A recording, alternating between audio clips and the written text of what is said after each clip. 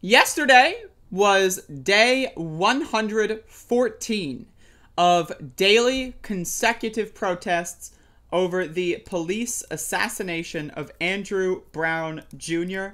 And we finally did it, folks. It finally happened. So the original, very first demand of the protests in Elizabeth City over the assassination of Andrew Brown Jr. Day one, we went to City Hall and we demanded answers. And they basically said they didn't know what was going on. The Pasquotank County Sheriff's Department did not let them know anything about what was going on. And so City Hall is right down the street from the Pasquotank County Sheriff's Department. And so what we did on day one, now again, yesterday was day 114. On day one, we marched from City Hall to the Pasquotank County Sheriff's Department and were met with guards. They locked the doors.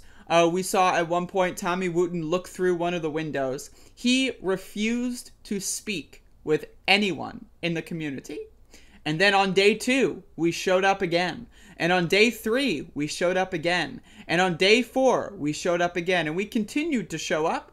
And we still continue to show up at the Pasquotank County Sheriff's Department. That has been our meeting location for these protests for the last 114 days. And yesterday, at long last, we finally got an audience with Tommy Wooten too.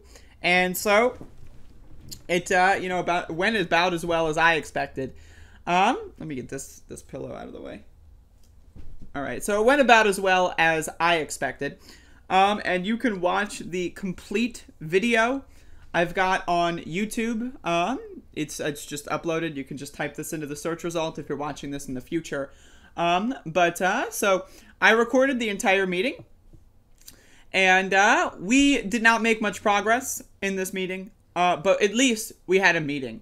And so this was, again, the original goal of the protests, was to at least have a meeting with the sheriff. It took him 114 days. 114 days to say anything to the community. 114 days. The sound was fairly muffled, probably because he was wearing a mask, and that's, he was breathing heavy, because look at him. And so, again, I just want to say that there's a lot of key moments in this video. I would recommend watching the full thing if you'd like.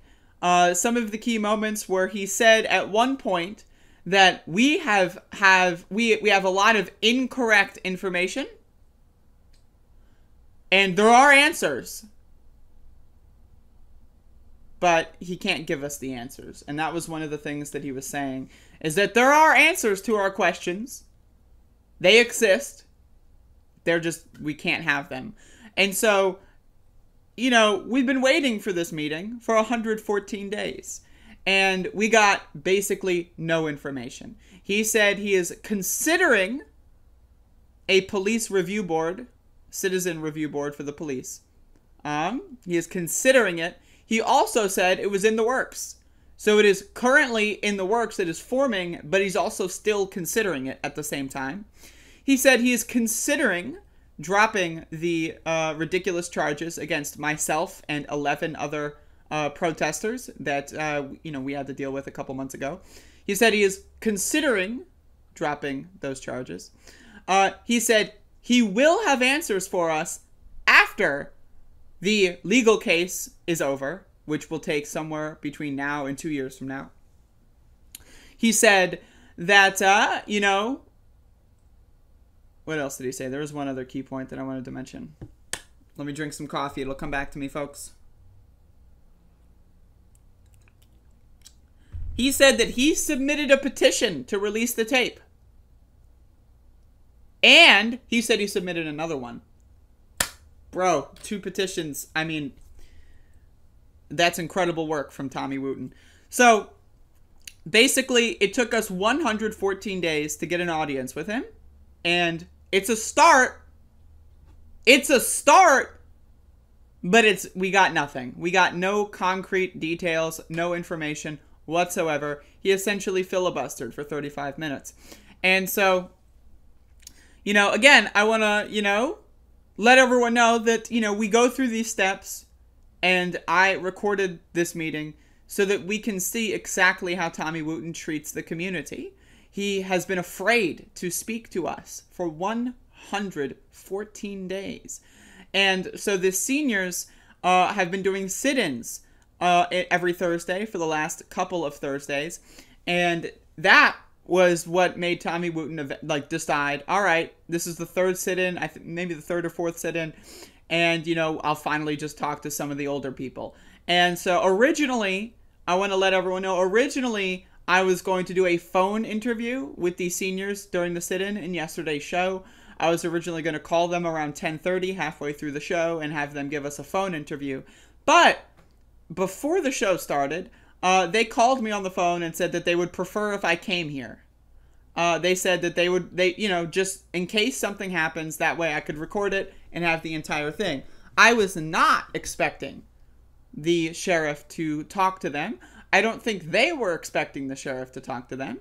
But they told me that they wanted me down there anyway, and so that's why yesterday I cut the show early so that I could walk down to the sheriff's department.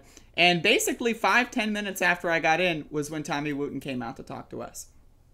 And so, and, you know, now we got the whole thing on film. And so we'll see if he goes back. If he, you know, like, and this is the thing you need to understand about police. He says that, and politicians, because that's what a sheriff is. He is a cop and a politician. You know, like in math, you know, like, if, you know, if you multiply a negative by a negative, it will become a positive. Well, that is not the case here. This is like multiplying a negative and then, like, you know, multiplying another negative and then, like, you know, putting a minus sign in front of the result or the product. Because a cop and a politician, that's two of the worst things you could possibly imagine. And that's what a sheriff is. And so you'll notice in a lot of the ways that he communicates, he says things like considering. He says, I can't do this right now. He says, I have no power over this. He says, okay, I hear you. I see you, right? That kind of stuff. And so you need to understand that we got no concrete information out of him. But again, we met with him. The door has been opened. And so we'll see if the door shuts once again, or if he'll come out and meet with us again next Thursday if we decide to do another sit-in. We'll see. But, you know, either way, it happened, folks. He actually spoke to us. And again, if you do want to watch the full 35-minute, 36.5 minutes, I would recommend it if you're in any capacity invested in what's going on in Elizabeth City. This is a milestone moment in the protests. It took us 114 days to get here. So hopefully by day 228, we'll have another audience with the sheriff of Pasquotank County.